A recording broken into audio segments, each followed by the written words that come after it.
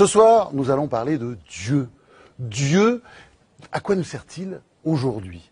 Eh bien, on va en parler avec deux grands philosophes. Notre grand philosophe national, Michel Onfray, et puis un grand philosophe international, Tariq Ramadan, parce qu'entre le Japon, la Malaisie, etc. Michel Onfray, pensionnaire des grandes questions, hein, parce qu'on vous invite souvent et on n'est jamais déçu. Alors, à quoi sert Dieu? À nous pourrir la vie, d'une part, et puis à monter les gens les uns contre les autres sous prétexte d'amour. Donc c'est assez sidérant que ces trois grandes religions du livre nous expliquent que... les trois grandes, c'est-à-dire les trois religions à un seul Dieu, les religions monothéistes. Christianisme et islam nous disent que ce sont des religions de paix, de tolérance et d'amour, et si on n'est pas d'accord, on nous coupe la gorge. Donc je trouve que c'est toujours assez sidérant qu'au nom de l'amour, on interdise. On interdise aux homosexuels de se marier, on interdise aux homosexuels d'exister, on interdise aux homosexuels... On interdise aussi aux curés de se marier. De faire famille, on interdit aux curés de se marier, les curés qui sont homosexuels sont contre l'homosexualité, prêchent abondamment, on a un cardinal français homosexuel qui dit qu'il est contre l'homosexualité, j'ai vu l'autre jour sur un plateau un curé qui râlait contre les homosexuels, on m'a appris après qu'il était homosexuel. Enfin, cette espèce de grand délire où l'islam nous dit religion de paix, de tolérance et d'amour, et le premier qui dit mais c'est pas vrai, ça se passe pas comme ça dans le Coran, les hadiths du prophète montrent que ça se passe pas comme ça, la sira c'est la même chose, et on nous dit ah bon vous pensez des choses comme ça, et d'un seul coup vous avez des menaces de mort, moi j'en ai en permanence, pour simplement dire ce qu'il y a dans le Coran, pour simplement dire ce qu'a été la vie du prophète. Donc on a le droit d'être chrétien, moi-même je vais vous faire un scoop, je vais vous donner un scoop, c'est que j'ai pensé un temps être moine. Sauf que j'ai pas la foi, c'est problématique quand même un peu. Donc, oui, je vous ai vu un jour dans une église, un peu indiscret comme ça, mais je trouvais que vous étiez respectueux, quoi. Ben, je le suis, bien sûr. Il y a que monsieur le curé pour dire que je suis insultant, que je suis, etc. dans son livre, parce que je suis respectueux. Moi, je trouve que... Si le traité de la théologie, là, votre grand livre contre les religions, c'est un livre qui, quand même, était très violent. Ben c'est quoi être violent? C'est-à-dire, j'ai vu ce que monsieur le curé raconte de ce que je dirais de mon livre, il prélève un truc en me faisant dire des choses que je n'ai jamais dites. Quand je dis simplement que Hitler dit du bien de Jésus et du Jésus chassant les marchands du temple, c'est tout de même pas moi qui invente ça. Alors il peut faire de moi un philosophe médiatique, il est sur un plateau de télé le curé médiatique, mais je veux bien qu'on m'insulte, mais pourquoi... C'est Mathieu Rouget, hein, pourquoi on m'insulte personnellement alors qu'on prétend qu'on est là pour l'amour? Et pourquoi est-ce que plutôt que de dire, oui, effectivement, dans Mein Kampf, il y a cette phrase, Hitler dit du bien de Jésus, il y avait sur les ceinturons des soldats nazis, Gott mit uns, Dieu avec nous. Hitler n'a jamais été athée. Jamais, jamais. Il a cru en Dieu. Il n'aimait pas trop les cathos, hein. Mais pas du tout. Il a simplement dit des catholiques que s'ils n'étaient pas d'accord avec lui, c'était problématique, mais s'ils étaient d'accord avec lui, ça se passait bien. Et le Vatican aimait beaucoup Hitler, d'ailleurs. Et donc, il y a juste un moment donné où j'ai envie que les gens soient à la hauteur de ce qu'ils enseignent. Moi, je veux bien qu'on dise, je suis chrétien, je défends l'amour, le pardon, etc. Mais à chaque fois que je n'insulte pas des gens, on dit que je les insulte et on m'envoie une pêche. En me disant, tiens, c'est pour l'amour du prochain. Je dis, mais vivez là votre religion, et puis n'emmerdez pas les autres. C'est-à-dire que quand la vie monastique m'intéressait, je dis, effectivement, il faut quand même croire en Dieu, mais un moine, je veux bien. Je veux dire, un moine, il donne sa vie à ceux à quoi il croit, ou des gens qui sont effectivement dans la pratique chrétienne. Simplement, les chrétiens qui nous disent qu'ils sont là pour l'amour et qui passent leur vie à détester, à empêcher aux autres de mener leur vie, je dis, vous faites un mauvais usage de votre bon Dieu. Tariq Ramadan. Bon, encore une fois, la façon de répondre à la question, la première question, à quoi sert Dieu? Déjà, pour quelqu'un qui croit, la question pose un problème. À quoi sert Dieu? Nous, on ne se pose pas la question de savoir à quoi il sert comme un moyen qui nous servirait à vivre. C'est pas une ultime réponse à une question, c'est une dimension fondamentale. La réponse que donne Michel Onfray, c'est ce qui me gêne dans votre réflexion un tout petit peu, c'est le déplacement du curseur dans votre discussion. On parle de Dieu, puis ensuite vous regardez les contradictions humaines, et à partir des contradictions humaines, vous rejetez toutes les religions. Non mais répondez à la question, vous commencez déjà à m'agresser. Non, moi je ne vous ai pas agressé personnellement, j'ai répondu à la question en renvoyant au livre. Si ce que je viens de faire est une agression, attendez-vous à d'autres agressions. Oui, mais tant mieux. C'est simplement un débat critique, c'est-à-dire je vous écoute. Non mais répondez à la question, ça sert à quoi Dieu? Non mais attendez. C'est en partant de ce que vous avez répondu que je vais répondre à la question. On n'aura pas la réponse. Si, mais attendez, vous aurez la réponse, mais laissez-moi parler. Oui, et c'est le vrai problème qu'on peut avoir avec parfois votre positionnement. C'est une sorte d'arrogance dans la façon dont vous n'entendez pas ce que je suis en train de vous dire. Parce que j'étais pas du tout agressif. J'étais juste en train de dire qu'on ne peut pas, pour critiquer le fait de croire en Dieu ou Dieu, s'en prendre à la contradiction des hommes, car tous les hommes sont en contradiction avec leurs valeurs. La question est de savoir, tous, même vous, vous êtes en contradiction avec beaucoup des valeurs que vous pouvez avoir. La preuve est que vous voulez l'ouverture et quand on vous parle, vous prenez ça pour de l'agression. C'est une contradiction ultime. Je voulais l'ouverture, moi. Si, vous voulez le débat ouvert, c'est ce que vous êtes en train de dire. Non, voulez-vous le débat fermé? Bon, ça va. Vous voulez le débat que vous voulez. Moi, ce qui m'intéresse par rapport à ce que vous êtes en train de dire, c'est que par rapport à ceci, la vraie question par rapport à Dieu, c'est effectivement de comprendre ce que disent ceux qui sont dans une aspiration vers le divin. Et ça a trois dimensions. La première, c'est pas simplement une réponse que l'on donne au sens de la vie, comme il a été dit dans le petit passage là, où finalement ça nous permettrait de mieux vivre notre mort, ou nous donnerait une réponse. Non, c'est beaucoup plus profond que ça. Il n'est pas du tout sûr que la souffrance de ceux qui croient soit moindre que la souffrance de ceux qui ne croient pas. Tout ceci, ce sont des démarches très superficielles. On peut avoir un rapport au divin qui peut être un rapport de profonde souffrance aussi. Et la deuxième des dimensions, c'est tout le travail qu'il y a par rapport à soi. Justement, cette quête de la sortie de soi, de la sortie de l'ego. Ça, ce sont des dimensions qui sont importantes. C'est-à-dire que ce à quoi appelle la foi en Dieu, c'est un regard sur soi, une réflexion sur soi et une sortie de soi. Alors certains vont dire, mais on n'a pas besoin de Dieu pour ça. Oui, mais la question pour les croyants, c'est pas qu'on en est. Aussi. On peut faire ce que vous dites sans, exactement. Sans religion. Mais la question pour ceux qui croient, c'est que c'est pas ce qu'on peut faire sans, c'est qu'on croit que c'est avec qu'on le vit et on y croit comme un acte de foi et une relation avec le divin. La troisième des dimensions aussi, c'est aussi ceci, ce que vous avez mis en évidence, c'est-à-dire que la relation à Dieu, c'est un appel à la cohérence aussi, c'est-à-dire entre ce que l'on dit et ce que l'on fait. Et moi, je suis d'accord avec vous.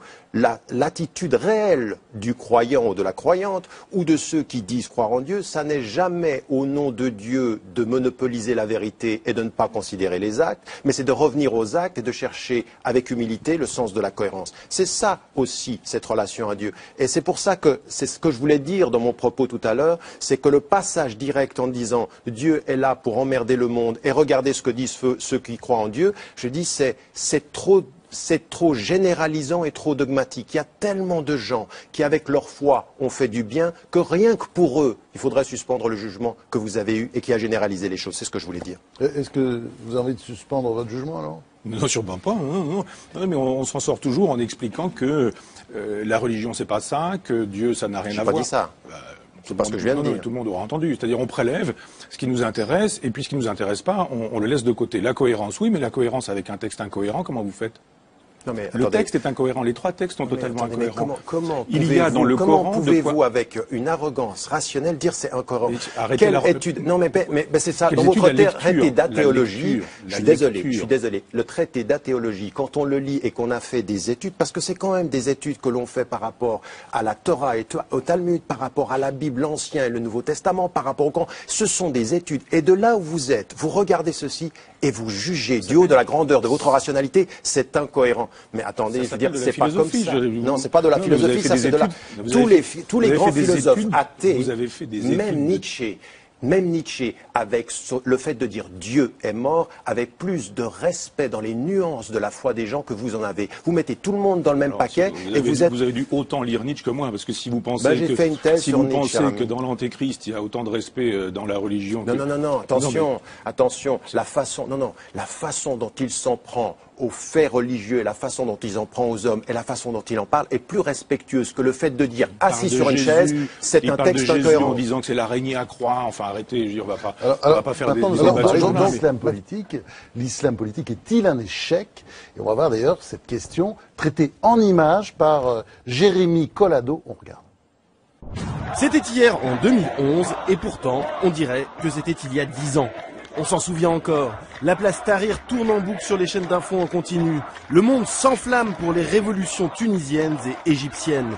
Tous ces jeunes, étudiants, femmes, chômeurs, des révolutionnaires 2.0 qui veulent la démocratie contre les vieux dictateurs installés au pouvoir depuis trop longtemps. Mais presque par surprise, ce sont les barbus qui remportent la mise. Et passé le feu des printemps arabes, l'automne islamiste glace tous les espoirs de renouveau. Les frères musulmans imposent un vieux chef inexpérimenté et les islamistes d'Ennahda s'enlisent dans l'écriture de la Constitution. C'est pour ça qu'aujourd'hui, l'islam politique a du plomb dans l'aile. Morsi a quitté le pouvoir. En Tunisie, les femmes ont réussi à faire lâcher du lest aux islamistes. Et elles seront bientôt considérées comme égales aux hommes.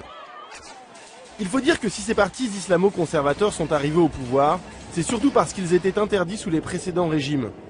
Parce qu'à part leur slogan protestataire, quel est leur véritable programme? La charia n'est peut-être pas suffisante pour redresser un pays et son économie. Et le peuple commence à s'en rendre compte. Finalement, la meilleure façon de combattre l'islam politique, c'est peut-être de les laisser s'abîmer à l'exercice du pouvoir. Enfin, ça a été un désastre quand même, les frères musulmans en Égypte. Hein. Un désastre économique et politique. Oui, revenons à la question, mais simplement pour dire, l'exception tunisienne quand même, sous Ben Ali ou sous Bourguiba, c'était pas véritablement une exception. Oui, d'accord. Non, mais alors, le fait qu'il y ait eu un dialogue national, ça c'est quelque chose d'extrêmement important. C'est ce qui manque dans tous les pays arabes, majoritairement, et qui a eu véritablement ce que je pensais quand j'avais discuté avec Moncef Marzouki, le président tunisien. Il était de ceux qui pensaient qu'il faut qu'on ouvre un dialogue avec tous les partis, parce qu'on ne peut pas décider politiquement qu'un camp doit disparaître. Et aujourd'hui, la position, ce qu'on dit par rapport à l'Égypte, moi j'ai été extrêmement critique. J'ai même écrit un article qui était de dire il faut dépasser l'islam politique, l'islamisme, en disant c'était une réponse à l'État-nation au début du XXe siècle en face de la colonisation, et aujourd'hui on est dans une impasse complète. On est aujourd'hui dans le monde arabe, égyptien, mais regardez ce qui se passe en Syrie, regardez ce qui se passe dans toute la région, en face d'une polarisation, les laïcs d'un côté, les islamistes de l'autre, pas de dialogue, une polarisation qui ne répond pas aux vraies questions, les questions de l'équilibre économique. Tout ce dont on a parlé sur le printemps arabe, moi j'ai écrit un livre sur le réveil arabe en disant attention, tout ceci est absolument à nuancer, parce que j'étais prudemment optimiste. On a eu un rapport au printemps arabe, comme on l'a appelé, parce que je ne crois pas qu'il y a eu de printemps, qui a complètement éliminé la question économique de l'ensemble des paramètres. Or, c'est l'essentiel. L'essentiel, c'est ça. Or, tous ces partis-là... En Égypte, ça a été une catastrophe. Le passage des frères musulmans a été... Alors, laïcs et islamistes ne répondaient absolument pas aux questions économiques. Et ils ont fait des erreurs monumentales. Maintenant, il faut avoir une position de principe. Autant j'ai été critique par rapport à tous ces mouvements-là, autant j'ai célébré le fait des gens qui étaient dans la rue qui avaient trois espérances: justice, liberté et dignité, avec démocratisation. Tout ça, il fallait le célébrer. Mais ce qu'il faut, et j'ai été critique par rapport à tous les partis, même par rapport à la société civile et aux intellectuels arabes, parce que même les laïcs sont dans un processus de polarisation. Nous avons raison parce que les islamistes sont rétrogrades. Mais quelle solution économique et sociale apportait-il? Pas grand-chose. Mais ce qu'il faut qu'on dise par rapport à l'Égypte, c'est autant il fallait faire la critique, et il fallait la faire de façon rigoureuse, et c'est ce que j'ai essayé de faire pendant des années, autant le coup d'État qui s'est passé et qui a mis des gens en prison et qui a tué des gens sur le terrain, il faut le dire, un coup d'État. C'est un coup d'État. Aujourd'hui, ce qui est en train de se passer en Égypte, c'est des militaires qui ont repris le pouvoir. Et quand j'avais eu une discussion avec le conseiller de Sarkozy, Guéant, qui m'avait dit en 2011, il m'a dit « Monsieur Tariq Ramadan, ça n'est pas une révolution, c'est un coup d'État militaire interne. » Et tout à coup, 2 ans plus tard, on se dit il y a quand même, de ce point de vue-là, quelque chose qui a été une réalité, une transition de l'Égypte qui retourne aux militaires. Et ça, on ne peut pas le célébrer. Donc on peut faire la critique de l'islam politique, et on doit la faire, mais on ne peut pas célébrer les dictatures militaires. Alors ça, c'était l'intime conviction de Tarek Ramadan. Ça, c'est mon intime conviction, c'est le titre de son dernier livre, En poche, c'est Archipoche. Michel Onfray, qu'est-ce que vous pensez de ça? Vous êtes content quand même enfin, c'est la vérification de vos thèses. L'islam politique, ça ne peut pas marcher, comme le christianisme politique d'ailleurs. N'a pas fonctionné non plus. Malheureusement, ça marche. Et malheureusement, j'ai raison, je préférais avoir tort. Mais effectivement, je préférais que les révolutions qui se soient faites au nom de la démocratie et pas de la théocratie. Parce que vous posez la grande bonne question. C'est la question de la théocratie. La théocratie, c'est le pouvoir politique de Dieu. C'est de dire, voilà, Dieu nous inspire pour savoir ce qu'il faut faire dans un État et conduire la politique d'un État. Et c'est ça qui me gêne dans la religion. C'est pas la croyance personnelle d'un individu qui trouve un sens à sa vie, une spiritualité, dans une proximité avec Jésus, avec le prophète, avec... Ça, je suis pas du tout gêné par ça. Quand c'est une affaire intime qui nous permet une philosophie personnelle, une sagesse personnelle, j'ai aucun problème. J'ai un problème quand la religion devient théocratie. C'est-à-dire quand on nous dit maintenant, vous allez faire ceci, vous n'allez pas faire cela, ceci est interdit, ceci est autorisé, vous avez le droit vous n'avez pas le droit de faire ceci ou cela. Donc je pense que, moi je suis un fils de la Révolution française. pas de 93, mais de 89, ou du moins d'une révolution française qui n'est pas jacobine et pas la terreur. Je n'aime pas le sang et j'aime pas qu'on fasse couler le sang non plus pour des raisons religieuses. La démocratie, c'est l'alternative. C'est soit la théocratie, tout pouvoir vient de Dieu, phrase de saint Paul, soit la démocratie, le pouvoir vient du peuple. Après, on s'entend sur la question de la souveraineté, comment on obtient l'expression de la souveraineté populaire, mais je pense que nous avons, avec la religion, à chaque fois qu'elle s'installe, une incapacité à la démocratie, ce qui est normal, c'est consubstantiel à la religion, parce que si on croit ce que Dieu dit, la théocratie, juste ma phrase, la théocratie est l'évidence politique de la religion, et on ne peut pas faire autrement. Non, mais vous pouvez pas passer de la référence religieuse directement à la théocratie. Vous avez eu en Europe une démocratie chrétienne qui a participé au processus de démocratisation et d'éducation à la démocratie, dont on ne peut pas nier les choses. Vous avez des gens qui ont fait de leur référence chrétienne comme de leur référence, par exemple, les théologiens de la libération. Oui, mais ne prétendez pas imposer mais justement, leur religion à l'ensemble du pays. C'est exactement ce que je veux dire. C'est qu'il ne s'agit, on ne peut pas réduire la référence religieuse à la volonté de vouloir imposer la religion à tous. Bon. Mais je pense que, encore une fois, moi, ce qui me gêne, c'est parfois le côté tranché et sans nuance. Je pense qu'il y a une chose tranchée sans nuance aussi, avec un grand sourire, c'est tout. Mais il n'y a que ça qui nous distingue. Ah bon? Ah oui. Bon? Non, je crois pas. Je crois que je vous écoute. Non, mais bon, je veux dire, tranché et sans nuance. Et je vous l'ai dit parfois avec des conclusions un peu dogmatiques. Oui. Et on en a un exemple ici. Je veux dire que il y a une chose que vous dites et avec laquelle je suis complètement d'accord. Il faut que l'Église, comme d'ailleurs toutes les religions, regardent en face leurs contradictions. Et aujourd'hui, c'est vrai. Moi-même, je suis le premier à être choqué d'avoir une institution cléricale qui a autant d'argent, qui nourrit l'argent pour s'entretenir et qui, à un moment donné, a un discours sur les pauvres. De la même façon que je suis choqué que le centre de l'islam, ce soit l'Arabie Saoudite avec des milliards et qui sont dans l'hypocrisie absolue, qui mettront des malls et des grandes qui seront liées aux multinationales et aux banques et qui nous parlent de la pauvreté. Ça, il faut le dire. Mais ça n'est pas la seule chose qu'il faut entendre du pape François. Ayant côtoyé le prédécesseur de François, avec un caractère, qui était quelqu'un qui était un grand théologien, mais qui avait un discours intellectuel. Mais c'était un grand. C'est-à-dire que véritablement, j'ai eu une discussion avec lui sur le fond. J'ai été impressionné par l'homme. Je n'étais pas d'accord avec lui. Benoît XVI, pour donner son nom. Benoît XVI, cardinal Ratzinger, je l'ai rencontré dans les deux situations où il avait une cohérence. Maintenant, on a quelqu'un qui est à la tête de l'Église et qui, malgré tout l'appareil dont on doit faire la critique, on ne peut pas réduire ce qu'il apporte à l'appareil qui le supporte ou qui le soutient. En disant, qu'est-ce qu'il est en train de faire? Et c'est ça qui m'intéresse. C'est un homme qui est en train de dire à tout le christianisme, et au premier rang les catholiques, mais à tout le christianisme et à nous tous, il est en train de dire, il y a quand même des questions essentielles qui viennent avant toutes ces discussions qui sont sur le jugement et qui sont sur l'exclusion. C'est la question de la lutte contre la pauvreté, c'est la question de la dignité, c'est la question de l'humanité, c'est la question du service. Au moins qu'on entende ça, parce que si ça, on va le disqualifier au nom de l'appareil qui est derrière, on va plus rien entendre.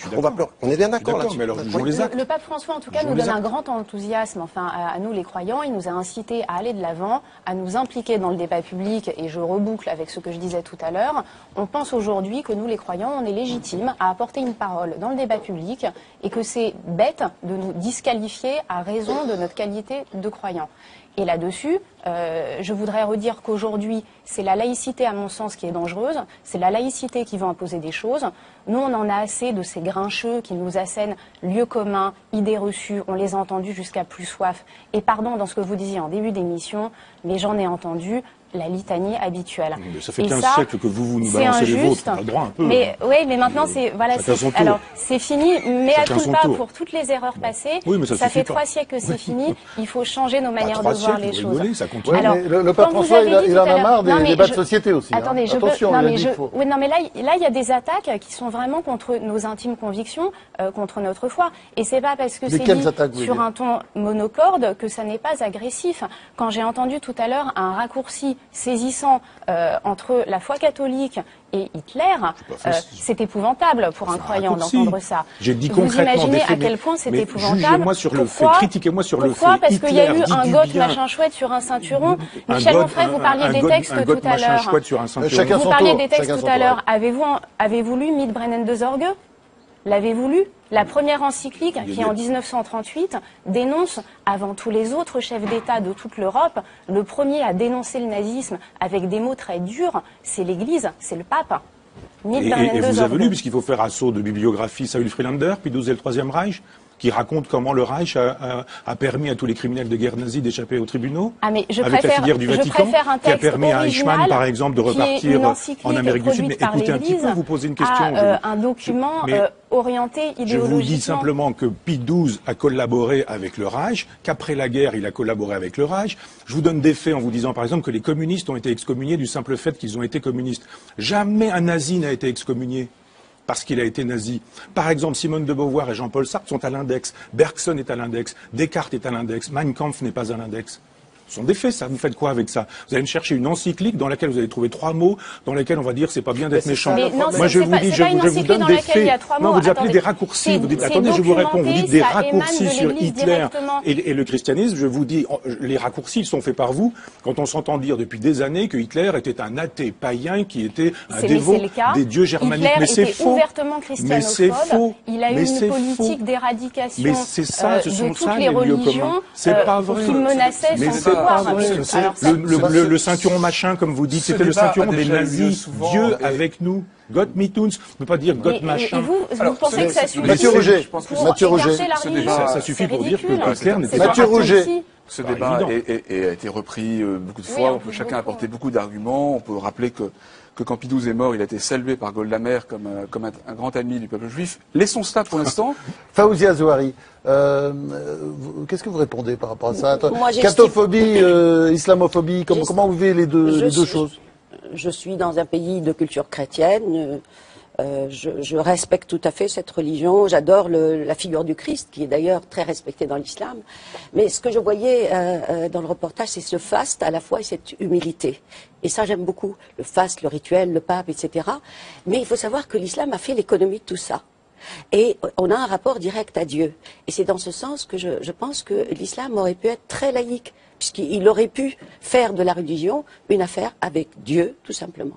Ouais, et comme vous le dites, il se passe beaucoup de choses derrière les rideaux, quoi. Il y a la face extérieure et puis il y a une Beaucoup. face. Parce que ce qu'on n'a pas su souvent, c'est qu'il y a une dichotomie, il y a une différence en islam entre l'espace public et l'espace privé. Dans l'espace privé, on peut commettre tous les péchés. Ah oui, à on peut condition boire qu'on ne du les vin voit autant pas. qu'on veut, on Voilà. fait ce qu'on veut, Mais c'est oui. une autre forme, Ouais, c'est ouais. une autre configuration. Dans l'espace public, il faut donner l'exemple. C'est pour ça, par exemple, l'homosexualité, elle existe tout à fait dans ce monde-là, mais à condition qu'elle se passe derrière le rideau, derrière le voile, d'où toute cette architecture. Alors, derrière le rideau, vous buvez du vin Non, parce que derrière le rideau, Dieu est toujours là, donc il n'y a pas devant et derrière le Ah rideau. non, vous Je avez peur. pense qu'il y a pas- Sinon, vous en boiriez. C'est pas- non, c'est pas une question de peur, c'est une question de conviction profonde, de ne pas boire et puis d'avoir une cohérence. Je pense que ce que vous avez mis en évidence, c'est pour ça que j'aime beaucoup la façon dont vous questionnez. C'est-à-dire, la seule vraie question, c'est la question de la cohérence et de gérer nos contradictions. D'assumer qu'on a des contradictions personnelles et historiques et de chercher à les gérer. C'est pour ça que par rapport à notre discussion maintenant, quand on dit même l'islam a un rapport direct aux pauvres, c'est vrai. Mais combien de contradictions dans l'histoire de l'islam aujourd'hui? Combien d'horreurs on voit dans les pays qui sont les plus riches au monde, des pétromonarchies qui sont en train de contredire n'importe quoi. Et le centre, c'est ceci. Donc il faut faire ce travail-là. Et moi, ce qui m'intéresse par rapport à votre question sur... parce que moi, je me suis engagé à un moment donné sur toutes ces questions qui liaient la judéophobie, la christianophobie et l'islamophobie. Il y avait Doudou Diène qui représentait tout ce travail-là au niveau des Nations Unies. On a travaillé là-dessus. Et c'est vrai qu'il y a quelque chose aujourd'hui sur le plan du fait religieux qui est une réduction, une critique qui est parfois tout à fait simpliste. Ce que pourtant il faut dire, que tous ensemble nous soyons d'accord sur une chose, c'est que le risque de l'entretien de tout ceci, c'est de développer des pensées ou des psychologies victimaires. On est des victimes et on n'accepte plus la critique. C'est-à-dire qu'à partir du moment où vous allez nous poser des questions, on va dire de toute façon c'est une horreur, on n'a pas à écouter, ou on vous insulte parce qu'on va traduire ceci comme la victime. Tout ce dont on a besoin aujourd'hui, c'est de reconnaître que la question du religieux dans nos sociétés, en particulier en France, c'est vrai, elle est extrêmement difficile, c'est très passionné. Et qu'il faut qu'on admette qu'à un moment donné, s'en prendre à quelqu'un parce qu'il est juif, s'en prendre à quelqu'un parce qu'il est chrétien, ou s'en prendre à quelqu'un parce qu'il est musulman, et uniquement pour ça, c'est inacceptable. Et que ce type de racisme, nouveau racisme, il faut ne pas l'accepter. La seule façon de sortir de cela, c'est que nous ouvrions un champ du débat critique, où nous soyons capables de nous entendre sur les questions de fond. Alors là, Michel Onfray, je suis sûr que vous signez. Donc, complètement. vous allez vous embrasser en fin Complètement. d'émission. Non, mais avec moi, mademoiselle aussi. Alors, je voudrais rajouter justement sur... J'allais dire du bien de vous, excusez-moi. mais moi aussi, je vais en dire. Je vais me retenir. Voilà, confidence aussi. Il y a un certain anticléricalisme que j'aime beaucoup. Hein, c'est celui qui est impertinent, celui qui vient brocarder nos travers. Mais tout le monde n'a pas le talent de Brassens. Non, mais moi, je voulais justement vous dire que, contrairement à ce qui se raconte partout, je ne suis pas anticlérical. Je ne le suis pas. C'est-à-dire que j'aime le combat féministe, je ne défends pas les femmes intervenant dans l'Église faisant ce qu'elles ont fait. Je ne pense pas, moi qui ai écrit le traité de la théologie, je ne défends pas l'idée qu'il faudrait scier une croix, par exemple, à la tronçonneuse, ou qu'il faudrait les seins nus aller troubler un office, ou utiliser du foie de veau pour simuler un avortement, etc. Je ne suis pas d'accord avec ça. Donc je ne suis pas anticlérical. Simplement, vous voyez de l'anticléricalisme là où il n'est pas. C'est-à-dire, Brassens, très bien, c'est défendable, mais quand on s'en vient dire, par exemple, que reprenons cette question sereinement du ceinturon des soldats nazis, reprenons sereinement cette question du pourquoi Mein Kampf n'est pas à l'index. Quand on dit Mein Kampf n'est pas à l'index, je ne suis pas anticlérical en le disant, je vous donne un fait historique.